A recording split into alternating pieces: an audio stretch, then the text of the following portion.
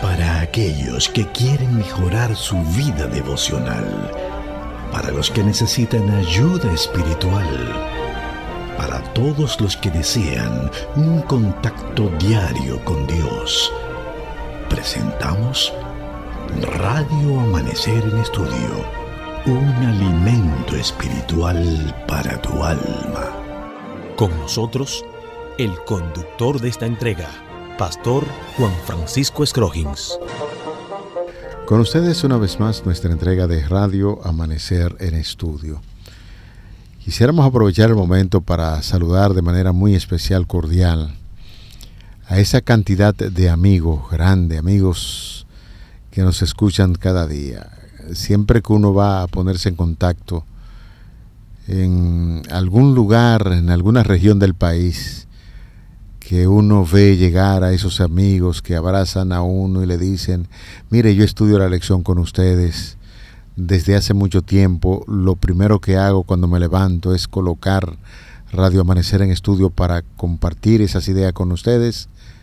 Gente que no son básicamente de la misma creencia, pero que son nuestros hermanos, porque compartimos la misma idea de que vamos un día para el cielo. Así es que esa gran cantidad de amigos, de hermanos, por así decirlo, que sintonizan a Radio Amanecer en Estudio, una bendición especial para ustedes, apreciados amigos, que Dios les guarde siempre. Aquí quiero saludar también al pastor Ángel Dayan de la Cruz Machuca, quien está con nosotros en los comentarios a estas lecciones. Pastor, mire, usted ha tocado un tema, una fibra que llega al corazón. Sabe que el sábado pasado, muy sensible realmente. El sábado pasado, llegando a la iglesia, una de nuestras hermanas que tiene experiencia acumulada, que son del ejemplo de edades que uno tiene para aprender, sí, me dio un abrazo y me dijo: pastor, yo estoy estudiando todos los días con usted ahí. Qué bueno. Qué bueno. Un saludo muy especial para las hermanas de Sabica, pastor.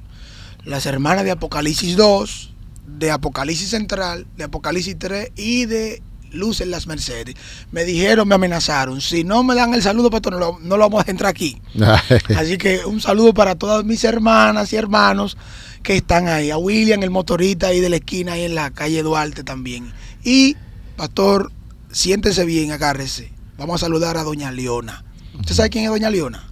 En Atomayor del Rey, la mamá, nada más y nada menos que del pastor Silvestre, de Clara Silvestre, de la línea de los Silvestres. Oh, sí, claro. Esa gente, mire, pastor, conozco a doña Leona es una mujer, mire.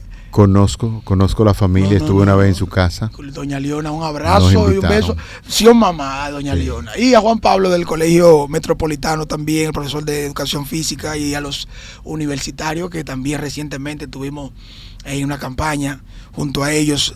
Ven a Jesús ahora. Dios de bendición. Estamos pagando la deuda, no se preocupen, nos estamos recordando poco a poco. Y eso seguirá más adelante. Claro. Pues hoy vamos a estudiar amar a los demás como a uno mismo. Es una continuación de lo que ya estábamos viendo en el día de ayer, y por lo tanto, en el momento en que usted tiene su Biblia, su guía de estudio, solo nos queda pedir la dirección divina mediante el Espíritu Santo para entrar en detalles sobre esta lección que estaremos estudiando en este día. Oramos. Padre nuestro, te damos muchas gracias. Muchas gracias, Señor, por la vida que nos has dado. Nos has permitido tener y ser. En este momento nos encontramos unidos todos para que el poder del Espíritu Santo nos continúe guiando, nos continúe iluminando en la toma de decisiones en relación con el crecimiento cristiano al estudiar cada una de estas lecciones. Danos, oh Dios, un sentido de pertenencia de este pueblo, de entendimiento y de obra conforme a lo que ya nos vienes enseñando. Ayúdanos a vivir lo que predicamos, y eso es lo que queremos en este día, que nos ilumines a hacer. En el nombre de Jesús. Amén. Amén. En el Evangelio de Mateo, querido pastor Dayan, en el capítulo 22, los versículos del 37 al 40, pues aquí Mateo toca el mismo punto que está tocando Lucas 10, 27 y 28, que recientemente estuvimos compartiendo con nuestros compañeros, con nuestros amigos, con nuestros oyentes. vamos a ver qué comparación existe entre lo que Jesús dijo aquí y la respuesta al experto de la ley de Dios. Vamos a Mateo capítulo 22, los versículos 37 al 40. Bueno, leemos. Jesús le dijo: amarás al Señor tu Dios con todo tu corazón y con toda tu alma y con toda tu mente. Este es el primero y grande mandamiento. Y el segundo es semejante: amarás a tu prójimo como a ti mismo. De estos dos mandamientos depende toda la ley y los profetas. Cuando nosotros vemos esta declaración y ahora tomamos la declaración del capítulo 10 de Lucas, los versículos 27 al 28, Lucas 10, 27 al 28, aquel respondiendo dijo: amarás al Señor tu Dios con todo tu corazón y con toda tu alma y con todas tus fuerzas y con toda tu mente, y a tu prójimo como a ti mismo. Y le dijo: bien has respondido, haz esto y vivirás.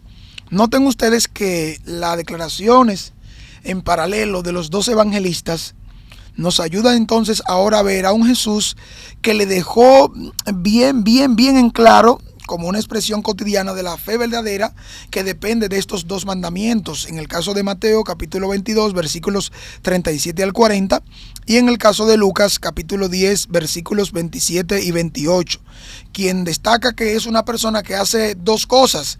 Está claramente entendiendo que ama al prójimo, que ama a Dios, y lo expresa en el servicio, en el trato, en la condición del amor que presenta en la relación que tiene.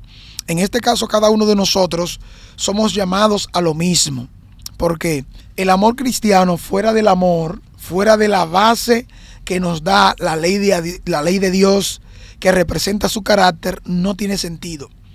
Esta comparación a nosotros nos lleva a ver aquí la respuesta que dio el experto de la ley en aquel momento, porque no quería vivir conforme a lo que ya él sabía, aunque hay claras evidencias en el texto bíblico, en algunas orientaciones extrabíblicas, que nos lleva a entender un poquito más de cómo se enseñaba en los tiempos antiguos, en los tiempos del Antiguo Testamento, cómo los lineamientos de gobierno del pueblo debían proteger y ayudar al pobre, al necesitado, darle seguimiento a la práctica de la justicia, no aprovechándose de lo bueno o de lo que tiene el necesitado quien trabaja, sino más bien en hacer cosas que les lleve a mantener la voluntad de Dios expresa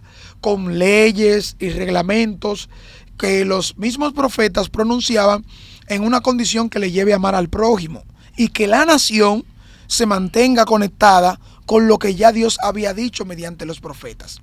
Los profetas debían servir como heraldos del evangelio, como portadores de orientación para que se luche en contra de la injusticia y del mal. Además, los profetas también instaron al pueblo y a cada uno de los dirigentes, número uno, a que aprendieran sobre todo que las injusticias y el mal no deben estar por encima del bien, no deben estar por encima de la justicia, que deben tomarse en cuenta a los agraviados, a los huérfanos y también a aquellos que son las viudas y los pobres. Siempre el pueblo tenía de base legislaciones y orientaciones que le ayudarían a ejemplificar el carácter de Dios en el buen trato con su prójimo. Noten ustedes también que cuando se lee una declaración que nos lleva a ver la viuda, el huérfano, ni al extranjero ni al pobre apartado, como lo dice Zacarías 7:10, nosotros estamos obedeciendo al Señor. Ahora, si yo solo lo maltrato, solo me aprovecho, no tomo en cuenta la justicia, no quiero amarlo en la práctica, no puedo pensar que Dios me está dirigiendo en ese comportamiento, en esas acciones. Hay varios documentos que en la antigüedad también se pueden usar como ejemplo. Aquí encontramos una declaración en un libro que nos enseña cómo en la antigüedad se debía tomar en cuenta las enseñanzas de los profetas en relación con el amor al prójimo. Fíjense lo que dice: los profetas también condenaron ferozmente toda injusticia. Elías reprendió al rey Acab por asesinar a Nabot y robarle su viña. Amós fustigó a los gobernantes de Israel porque, a cambio de sobornos, pisoteaban la pobreza, la cabeza de los pobres, aplastaban a los necesitados y negaban la justicia a los oprimidos, en lugar de dejar que la justicia fluyera como un río y el derecho como una corriente inagotable. Es decir, que los profetas fungieron como instrumento de Dios para llamar al pueblo y a todos los que escuchaban, a todos los que querían seguir las orientaciones, para que vinieran al consejo y a la labor correcta de parte de Dios para esos grupos de personas que son despreciados, que son apartados de la sociedad. Es que esta gente tenía una base, y una de las cosas que más Dios se empeñaba era recordar a su pueblo que estaban ahí para servir, no para maltratar. Que el pueblo debía tomar muy en serio las normas que lo identificaban a ellos como pueblo, un pueblo que servía a un solo Dios, que era diferente, por ejemplo, a las naciones paganas. Usted recordará, Pastor Ángel Dayan, que cuando el pueblo estaba a punto de entrar a esas tierras de los cananeos, se le dio una recomendación muy seria, muy seria. Y en el libro de Deuteronomio, capítulo 6, todo estudiante de la Biblia reconoce esa declaración bíblica que tiene que ver con la Shemá judaica. ¿Qué enseñaba la Shemá judaica? Justo lo que Moisés le presentó antes de entrar, ya como habíamos citado, a esa tierra que Dios había prometido. Justo allí se nos dice en Deuteronomio capítulo 6, habla acerca de el gran mandamiento. No está hablando de los mandamientos, está hablando del gran mandamiento, porque el carácter de Dios, ¿qué es? Amor, es el amor. Amor. ¿Y dónde está reflejado el amor de Dios? Bueno, a través en su ley. A través de sus dos mandamientos. En su ley. La de ley. La ley de es decir, que cuando nosotros hablamos del mandamiento de Dios, es el amor. Entonces, justo cuando estaban a entrar a esa leche que fluye en miel, entonces Moisés les recomendó lo siguiente: oye Israel, Jehová nuestro Dios, Jehová uno es. Y amarás a Jehová tu Dios de todo tu corazón, de toda tu alma y con todas tus fuerzas. Y estas palabras que yo te mando hoy estarán sobre tu corazón, y la vas a repetir a tus hijos, y hablarás de ellas estando en tu casa, andando por el camino, al acostarte y cuando te levantes. E incluso todavía se va un poquito más allá y dice el versículo 8, y las atarás como una señal en tu mano, y estarán como frontales entre tus ojos, y las escribirás en los postes de tu casa y en tus puertas. Con una instrucción así, desde que el muchacho empezaba el día, tenía que repetir esa ley de Dios, esa ley de amor. Y no es que solamente se quedaba allí, porque cuando usted consulta, por ejemplo, en el libro de Levítico, en el capítulo, es una cita que me gusta mucho, en el capítulo 19, el versículo 18 dice: no te vengarás ni guardarás rencor a los hijos de tu pueblo, sino que amarás a tu prójimo como a ti mismo. ¿Y quién firma eso? Yo, el Señor, dice Jehová de los ejércitos. Es decir, que si los profetas debieron seguir ese marcado camino que Dios estaba estableciendo a través de la Shemá judaica, todo el pueblo debía conocer a la perfección el mandamiento que ordena amar a Dios sobre todas las cosas y al prójimo como a uno mismo. Es que de ahí depende toda la ley.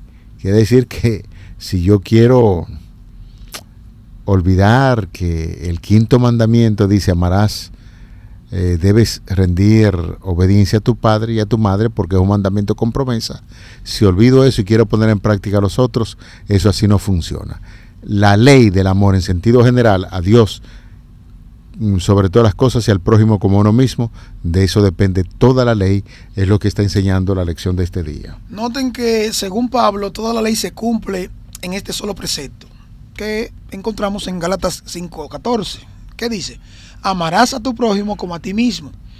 Para Pablo, el amor a Dios solo se puede ver en la práctica cuando ese amor se ejemplifica en la forma como tratamos a los demás. Noten cómo en Romanos 1:17 Pablo afirmó: aunque el justo vivirá por la fe. Aquí vivir por la fe no es algo oculto, no es algo desconocido. Es que los demás pueden ver eso, pastor. No está oculto a ellos. Y lo van a reflejar, y lo van a entender, y lo van a practicar porque lo vieron en nuestro accionar. De hecho, la declaración que menciona Pablo en Romanos 1:17 y luego menciona en hebreo, el justo por la fe vivirá, la está tomando de Habacuc capítulo 2, versículo 4. Entonces, el justo por la fe vivirá significa lo mismo que él viene enseñando por la aplicación que hace de la práctica en aquellos tiempos cuando el profeta. Porque el profeta lo que está haciendo es diciendo, bueno, ¿qué es lo que pasa? Donde se tuerce el consejo, la justicia, se le quita lo que tiene a la persona. Vemos como el justo es extorsionado. Vemos como el mal aparentemente triunfa sobre el bien. Entonces, eso él lo tiene como un cuestionamiento. Ahora, cuando él se pregunta, en el capítulo Dios responde. Entonces, responde escribiendo lo que Dios le mandó a escribir a través de la revelación, que es lo que venimos reflejando en las enseñanzas que los profetas reciben del mensaje que Dios le ha dado, lo que deben registrar. Aunque él personalmente tiene ese amplio cuestionamiento, entonces vemos a alguien diferente en el capítulo 1 de Habacuc, a alguien diferente en el capítulo 3, porque ya ahora se encuentra que Dios ha respondido.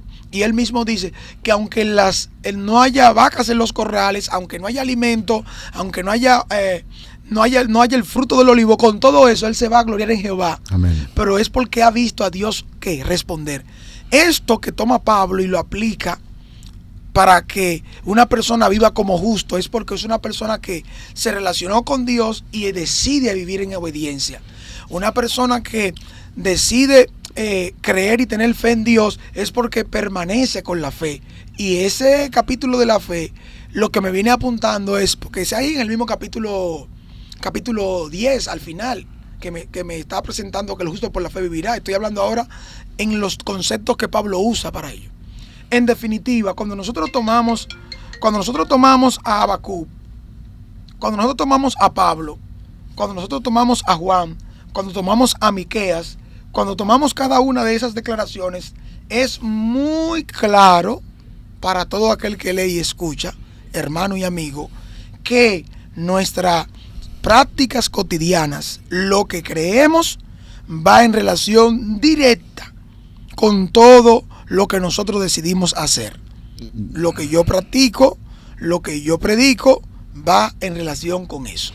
Esto, el pueblo de Dios debió tener una influencia tan grande con estos mandamientos que no debió fallar nunca. Pero fallaron, incluso después que ellos fallan en no cumplir con todos esos preceptos, en un tiempo ellos quisieron ser más justos. Y de ahí es donde entra en juego, en este sentido, las leyes que los escribas y los fariseos inventaron para que el pueblo reaccionara ante estas grandes verdades, pero se fueron a un extremo y se dedicaron más a lo que es la letra en lugar de lo que el Espíritu decía, y eran muy fieles en torno a lo que ellos pensaban que debía hacerse. Una de las creencias, pastor, que ellos decían es que cuando se te presenta la oportunidad de hacer el bien y tú no lo haces, tú estás quitando la vida o maltratando a la gente. Mire cómo querían reforzar. Y hasta el mandamiento dice eso. Sí. Santiago 4:17 dice que el que sabe hacer lo bueno y no lo hace, le es pecado. Entonces ellos quisieron fortalecer esto, pero se quedaron solamente en la letra. Elena de White, hablando acerca de esto, dice lo siguiente: dejar a un vecino sufriente sin atender a sus necesidades equivale a abrir una brecha en la ley de Dios. Wow, piénselo bien esto. Dejar a un vecino sufriente sin atender a sus necesidades equivale a abrir una brecha en la ley de Dios. Quiere decir que como cristianos debemos tener muy en cuenta esto. Desde la lección pasada venimos diciendo algo. Yo creo que tenemos mucho conocimiento, señores, de la Biblia, y podemos citar largos párrafos y textos de las Sagradas Escrituras, pero una religión que no toma en cuenta las necesidades del vecino abre una brecha en la ley de Dios. El que ama a Dios no solamente amará a sus semejantes, sino que va a considerar con tierna compasión las criaturas que Dios ha hecho. Cuando el Espíritu de Dios está en el hombre, induce a prestar alivio en lugar de producir sufrimiento. Debemos de cuidar cada caso de sufrimiento y considerarnos como instrumentos de Dios para aliviar la necesidad hasta donde los permita nuestra habilidad. De manera que debemos ser colaboradores de Dios. Interroguémonos con un corazón sincero: ¿quién es mi prójimo? Nuestro prójimo no es meramente nuestro vecino o nuestro amigo particular. No son sencillamente los amigos particulares. No son sencillamente los que pertenecen a nuestra iglesia y piensan como nosotros. Nuestro prójimo es toda la familia humana y debemos ser buenos con todos los hombres y especialmente con aquellos que son de la familia de la fe. Esa es la gran propuesta que está presentando la palabra de Dios, y aquí en este caso, reforzando esa idea, Elena de White se nos está diciendo que donde quiera que se presenten necesidades, nosotros, los que creemos esas verdades, tenemos que convertirnos en un instrumento para aliviar las necesidades del sufriente. El poder del ejemplo y de las prácticas cristianas. Yo no sabía que el texto que citamos a veces, el que ayuda al pobre a Dios presta, y que más bienaventurada cosa es mejor dar que recibir. En Hechos, ¿verdad? Y el libro de los Salmos, si no me equivoco, confirmamos ahora. Eso yo lo escuché por primera vez de mi abuela, pastor.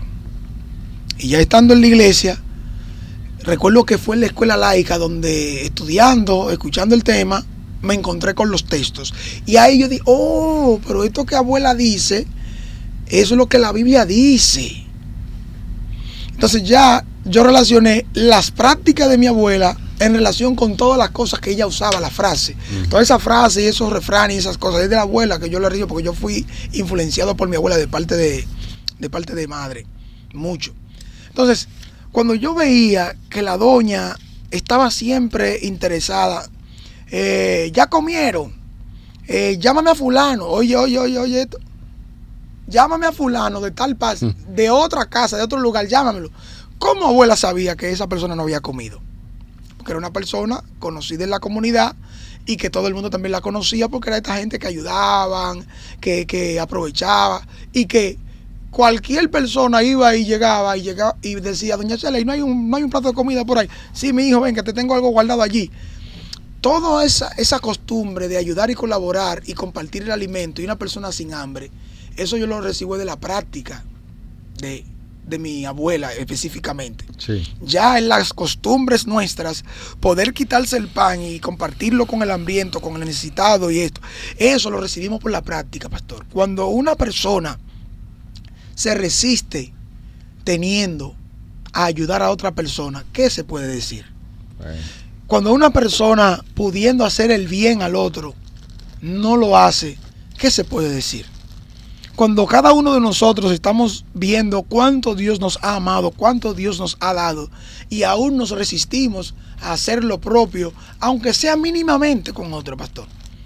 Cada uno de nosotros ha sido bendecido por Dios ampliamente. Y esta lección de hoy, al enseñarnos a amar al prójimo como a nosotros mismos, nos da la lección más grande de vida para este momento del año que nos encontramos. Al lado nuestro, en derredor nuestro, hay muchos necesitados. La expresión máxima está en lo que dice Primera de Corintios. Aquí en la lección, note usted el énfasis que se presenta en el penúltimo párrafo. En Primera de Corintios 13, Pablo declara enérgicamente que si uno afirma tener gran conocimiento, o hacer grandes obras, o tener una gran fe, o incluso entregar la vida pero no tiene amor, entonces esa persona ha llegado a ser como un bronce que resuena o címbalo que retiñe. Tremendo, pastor.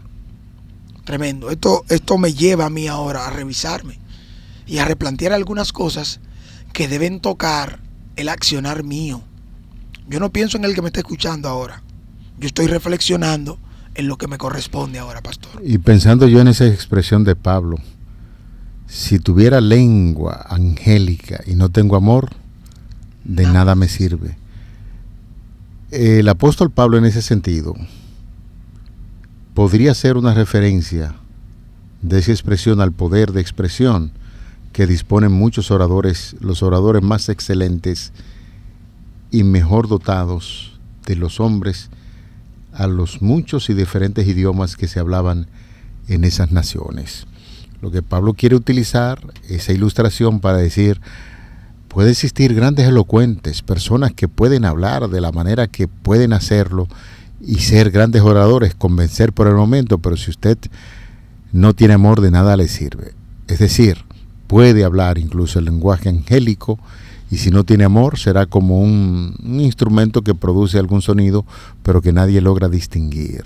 Amigos, hermanos, esta lección por el amor de Dios nos está invitando a obrar en favor de los demás. Amén. Permitamos tener una práctica de la religión que Cristo nos ha enseñado. No es muy saludable escuchar tantos sermones y tantas lecciones sencillamente para tener conocimiento, si ese conocimiento no se lleva a la praxis. Que la religión de Cristo, el amor de Cristo, pueda morar en nuestros corazones e interesarnos más por aquellas personas que no le conocen. Vamos a orar. Padre que estás en los cielos, sinceramente, Señor, no tenemos palabras como expresar tanta gratitud, porque tú nos has establecido a través de tu palabra cuál es el deber que nos compete con los demás. Primero, inunda nuestras vidas del amor de Cristo, y en segundo lugar, que ese amor de Cristo pueda ser compartido con los demás en un acto de servicio y de entrega a quienes necesitan. Es lo que nos está enseñando en esta lección, y nosotros asumimos esa gran responsabilidad. Pon la disposición de hacerlo en nosotros, te lo pedimos en el nombre de Jesús. Amén. Amén. Para aquellos que quieren mejorar su vida devocional, para los que necesitan ayuda espiritual, para todos los que desean un contacto diario con Dios, hemos presentado Radio Amanecer en Estudio, un alimento espiritual para tu alma.